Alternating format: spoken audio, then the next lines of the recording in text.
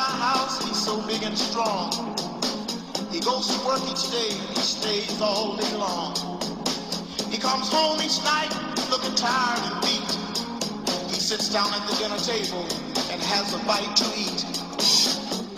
Never a frown, always a smile. Hey, welcome to my backyard. This is the Gossett estate with a capital E, you know. This is where I've had many parties and many fundraisers and stuff. A lot of rallies and a lot of good things have happened in this yard, you know. Raised my 2 boys here and had a lot of fun with my dogs, a whole lot of dogs. And so I've been here for like 28 years. And now I think I'm going to be moving on a little bit, but before I go, I want to have this as a set of a new show. It's called For What It's Worth. The first one, of course, of For What It's Worth is the story of us as a people, the story of our country, the story of racism, the story of someone my age kind of has to tell them, I can't tell you what to do, you know, but I can tell you my stories, and for what it's worth, you use it. Put it in your pocket or throw it away. So today, the theme of our show is called Resurrection. And resurrection means a whole lot of different things. Of course, the original resurrection of our Lord, who went away at Christmas and resurrected himself on Easter. And then, of course, there's some stories, so many stories of people who fell from the grace, ministers and show business people, who fell from grace, but because of their upbringing, resurrected themselves. I can tell you about my personal story. I resurrected myself from a place of adversity and almost went down the doorway that people talk about with the bright light at the end, you know, and they call about, you could make a decision whether you're going to go or stay, and you hear a voice saying, go back, it's not your turn. And it is not my turn. So I'm a mentor, 76 years old, I'm a mentor, telling you about our past and what I suggest we believe in. Now there's a resurrection I'm talking about today as far as Memphis, Tennessee. That's where Dr. King lost his life, but that's also where the civil rights movement hit the world. And before Dr. King, before Elvis Presley, there was a subculture. Some wonderful things happened musically. Right around there is the Crossroads, you remember that, and the blues and Elvis and all those kind of things. And then there was a group, it's called the BarKays. The BarKays came out of there and they wound up working, they were the wind behind Otis Redding's wings. So when he was doing, you know, all those songs, they were the musicians behind him. And all of a sudden, the plane came out of the air and we were deprived of some very great talent, starting Otis Redding. And one of the survivors is in Memphis, another survivor, the godfather, the one who created this show, is my brother right here. So I've got him to talk about not just the BarKays, but Memphis, and my brother over here who's got some stories to tell. I want to let you do some talking about the good old days before the BarKays. I know you have stories about Elvis. I know you got stories about the society and how you got started. Tell me your childhood, first of all. My childhood was like most young black guys, born and raised in Memphis, Tennessee. My father was a jazz buff. I remember just being around the house listening to Sarah Vaughan and my idol Ray Charles, big band, Duke Ellington. My father was a big jazz buff. Oddly enough, the very first record I ever bought, Lou, was Blue Suede Shoes. Whoa! By Elvis Presley. Elvis Presley. I'm not embarrassed to say that. No, that's all right. That's the first. I'm a soul man, you know, R&B singer by heart, but that was my the first record. First record I ever bought. I'll never forget. With my own money. Well, tell me about your favorite song before you got into music. What music? You had to say jazz, right? But you had a favorite song. My favorite song was a Ray Charles song. It's sort of that. Let's see. What I say. Tell me what I say. Tell me what I say. Now this is Memphis. This is part of Memphis. Gentlemen, this man comes from outside of Memphis, and he's telling me. I want you to tell them about your history, and then I'll bring you up to date. Yeah, I grew up in Memphis, but before we get to Memphis, I have to tell you about the Mississippi Delta. There you go. That's Robert Johnson's the name we're trying to think of. That was the Johnson. Right, okay. That's that name we was trying to think of. That's right, the Crossroads. Right. Absolutely. I grew up in the Mississippi. I mean, my parents come from the Mississippi Delta. That's right. And they came right on up the road, up Highway 61, and they ended up in Memphis. That's right. They didn't get too far in Memphis. we ended up in South Memphis, and that's why I came about. My upbringing was, my parents was, the blue collar workers, of course. Oh, yeah. And I got introduced to music at a very young age. I never forget, my mother took me down on Bill Street to Handy Park. How old were you?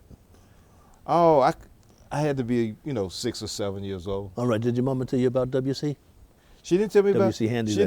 She didn't tell me about anything. She said, "Come on, go right, go downtown with me." I'll just do as I'm told. Yeah. But what happened is we went down to Handy Park, and little did I know that I was going to see on a flatbed truck. They had put these two flatbed trucks together Right. to make a stage. B.B. King and Bobby Blue Bland. Wow. My God. Now we're talking about some roots here. That wasn't in roots now. We got roots to do with it. Talking about music. And unbeknownst to me, that from that day to this day, my life would never be the same. Well, I remember at a young age the lyrics to a Bobby Blue Bland song. Caress me, baby, like the wind caressed the trees. Caress me, baby, like the wind caressed the trees. Rock and roll me, baby. Like my back ain't got no bones. Yes, sir. You see where we're going? Now, that's got the national anthem beat, though. Huh? The roots that started what I was in was wonderful. It was earth-shattering. But you have no idea. It's just the tip of the iceberg of our roots today. A lot of these stories are being resurrected.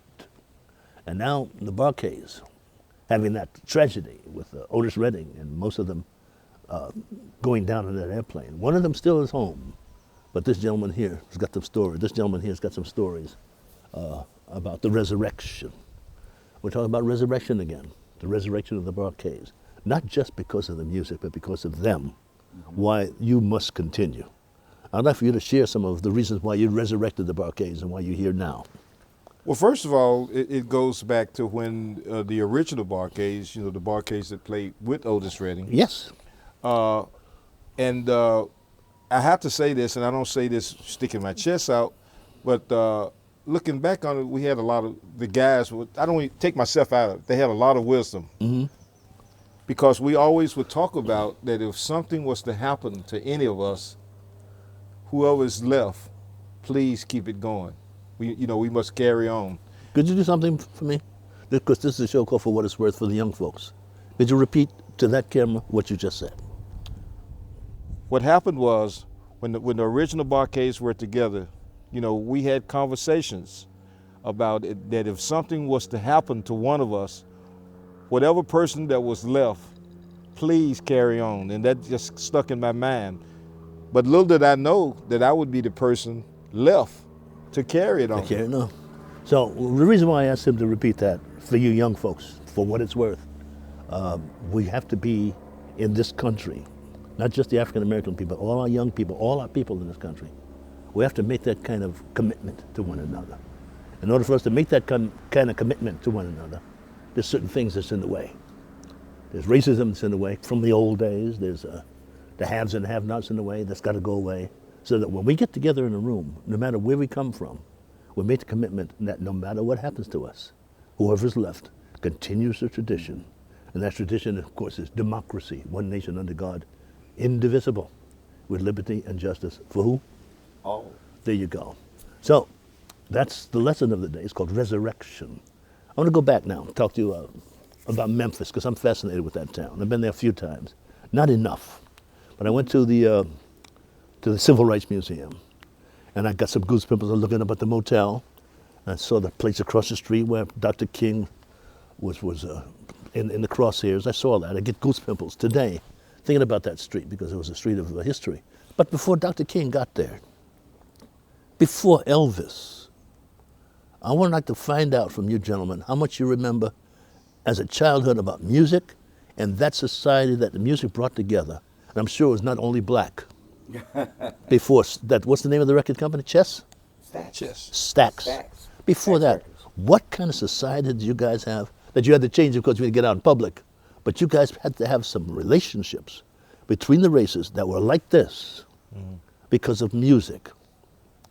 So if you have any special thoughts and special stories about that, I'd like for you to tell these people about that. I have a special story about that. What Stax was able to do was very unique in that blacks and whites came together to make monumental music. I mean, the music that still, to this day, stands the test of time. And that's I'm still, even though in later years I was a part of that, I'm in awe that was able to happen, especially during those times, because racial tension was high. Mm-hmm. I mean, visibly high. It's, racial tension, guys, is still high. It's just may not be as visible now as it was then. Right, so there's a connective tissue that maybe we should draw upon about our history, even today in 2012, that what is it going to take for us to look at each other as brothers and sisters, which is the only answer, because if we don't do it, we're lost. But we can't go over someplace and drop a bomb talking about you got to behave yourself like democrats if we don't do it ourselves. So at the age of 76, I don't mind speaking that way.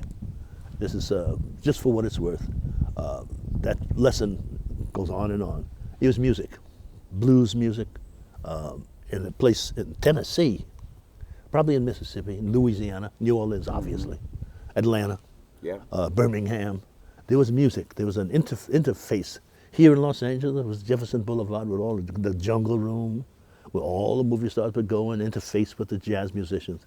Of course, they did a thing called Boardwalk Empire, but they forgot about the Club Harlem and Jimmy Smith and Lionel Hampton and Duke Ellington. So there's some stories we have to tell. There's no villain in the story. I'm glad it wasn't told, because we maybe have a chance to tell it now. You need to know your history. You need to know it impeccably, because I know you know about Greek history. I know you know about the Romans and stuff, which is a good thing. But let's sit down and talk about maybe Kwame Nkrumah or Lionel Hampton, maybe in the same sentence, But let's talk, and so we can conduct ourselves in responsible ways. You young folks, I'm here for you. Now I'm going to continue talking about Memphis society, from where you came to do your first music, what the club was like, what the audience was like. You gave me a story that I want you to tell about that fence. Oh yeah, and this had to be in the mid '60s. We played at a place called the Manhattan Club. The club was set up as such is the musicians never got a chance to go no further than the stage, because this wrought iron fence was around the stage, so you had to go out the back door, and when you went out the back door, you was on the parking lot. Right. But here we are in this club called the Manhattan Club, which the audience, was predominantly white, and they thought enough of us to, we were good enough to, to play the music, but we was not good enough to mingle with them. So that's the way it was back in those days. Well, that was then. This is now. Right. So now the BarKays are resurrected. You've got stories to tell. Right. You're on the stage. You're very grateful, of course, to be here and alive to do those stories. That's right. So that in each one of your songs, you've got a reputation behind each song. Now the audience, you don't have no fence now. That's exactly right. And what's something very unique that for those who are not familiar with the history of the group, the BarKays was always an integrated group. There was a keyboard player, Ronnie, who was there from the very beginning, and even after the plane crash, which James survived because he wasn't on that flight. Ben Corley went down with the plane. He was the existing trumpet player. The keyboard player was replaced by another white guy. Yeah. Mm-hmm. So you're talking about a group in the 60s who were liberal enough and just Christian enough and had enough God in them to look past all racial boundaries and obstacles to understand this kid's just a white guy who want to play with us, play some soul music with us, sir. And it's all right. And they were very, very blessed, the BarKays, before I joined, because they had their very first record was a million seller, so they were doing quite well. Mm-hmm. And I remember during the time that Martin Luther King and the riots prior to Martin Luther King being killed in Memphis, the tension that was going on, we were in the studio, black, white, all musicians, we were making music. That's right. And that was the story of Stax.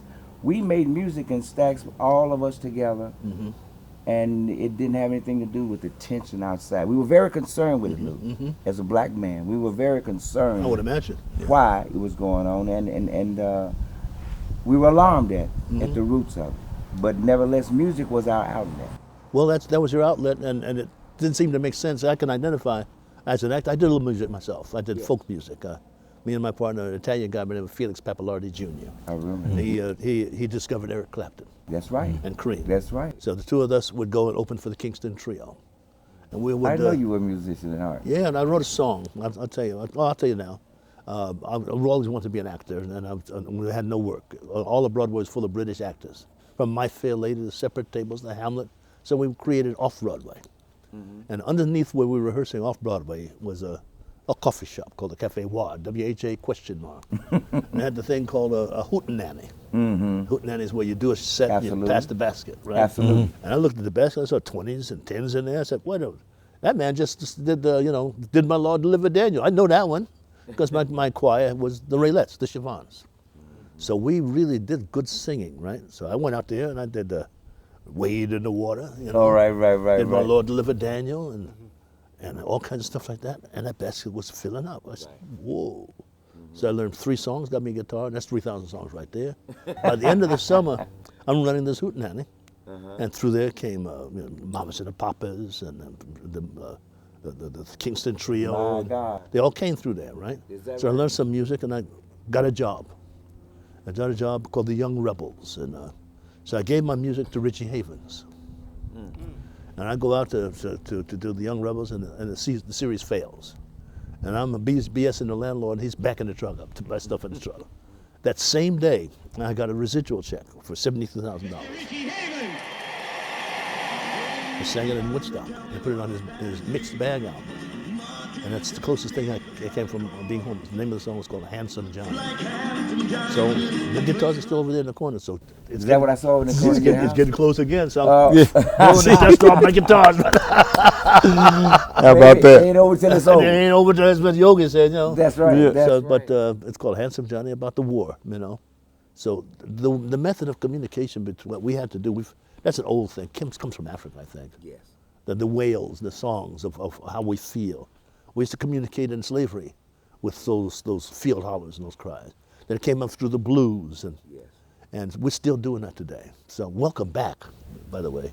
Thank you. It's good to be back, and it's good to know we're working on our 30th album. That's fantastic. And that's incredible, over there. Yeah, and we have a record now that's in the top 20s. That's what I'm talking about. And it's just incredible, and it's rewarding to know that after so many years, we're still appreciated. We're still able to work, make a good, comfortable, decent living from it, and still have an impact out there.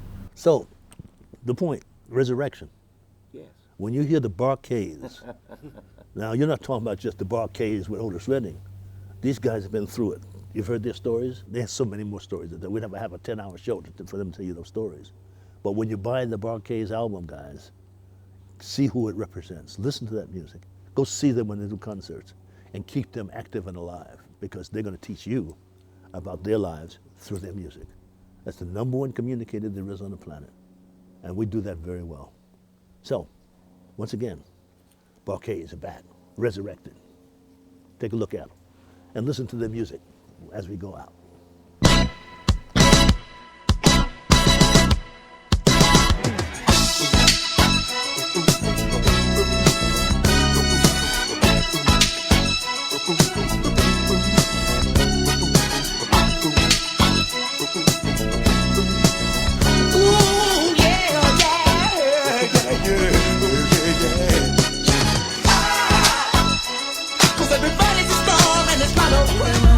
Your voice, I really wanna see your face again. Looking at your picture now, you should have been my lover.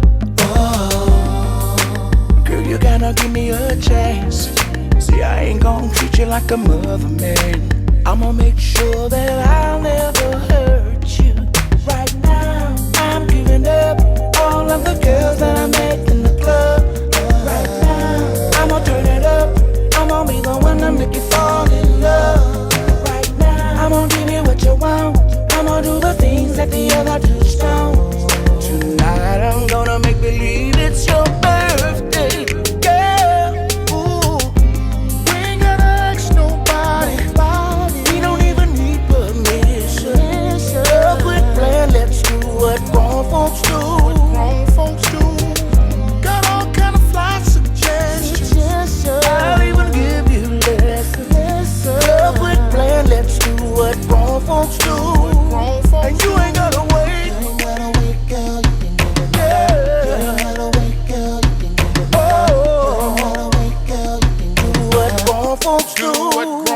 And you ain't gotta wait. You ain't gotta wait, girl. You can get it now. You ain't gotta wait, girl. You can get it now. You ain't gotta wait, girl. You can get it now. What grown folks do, What grown folks do. I hope you don't feel no pressure. Feel on you be stressed. I don't wanna see your pain, and I don't want you to hurt.